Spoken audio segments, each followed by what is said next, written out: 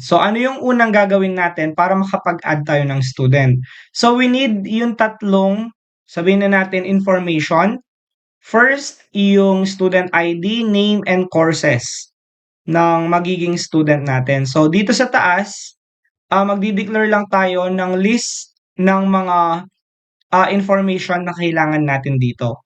So, ang gagawin natin, sa baba nitong student management system natin, maglalagay tayo ng student underscore IDs.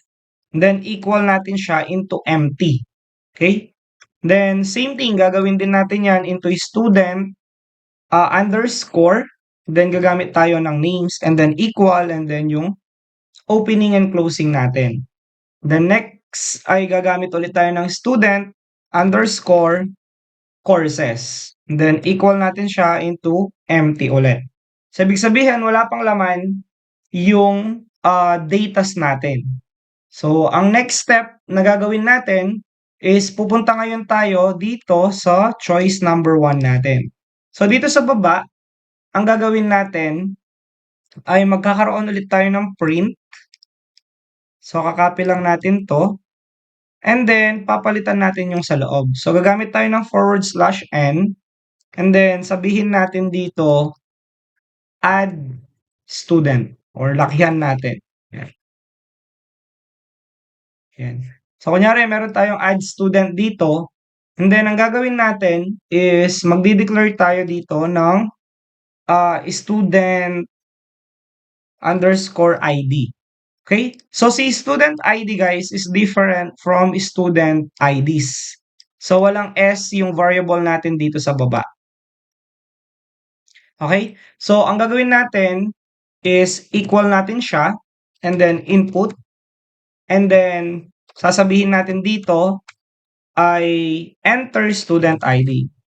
Ang gagawin natin next is magke-create ulit tayo ng student and then underscore natin siya into name. Again, ang student name na ito ay iba po siya sa student names natin kasi ito may S siya. Okay? Now, ang gagawin natin next is equal lang natin siya into input. And then after nun, opening and closing and then quotation tayo, enter student name. And then colon and then space. Lagyan din natin ng colon and space ito. Yan. And then sa baba, gamit ulit tayo ng student underscore course. Equal natin siya sa input. And then, ang gagawin natin, kakaroon tayo ng enter course. Yan. Then, colon and then space. Okay, so ngayon, meron na tayong tatlong input para sa ID, sa student name, and then sa enter course natin. Ngayon, ang gagawin natin, gagamit tayo ng append. So, ang gagawin natin, kukunin natin si student IDs, and then dot append, and then opening and closing natin siya. Then, tatawagin nyo itong student ID natin. Okay, and then, after nun, same thing lang yung gagawin natin. Call out natin si student names. Then, dot append natin siya. Then, opening and closing, kunin natin si student name. Then, after nun, si student courses, tama ba? Courses, eto. And then, dot append. And then, after nun, kunin natin si student course. Okay? So, ano yung primary job ng ginawa natin na ito, itong append? Isipin nyo na lang guys, kung ano yung in-input ng user natin dito, pinapasok natin siya dito sa mga storage natin na student IDs, names, and courses. Since ang mga variables na ito ay empty pa siya.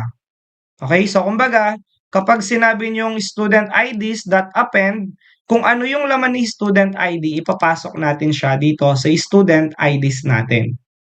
So, yun yung pinaka-purpose natin. So, kumbaga, naglalagay tayo dito ng list of IDs, list of names, and then list of courses na meron tayo.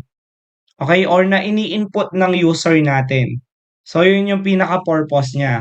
Then, after nun, lagyan lang natin siya ng print.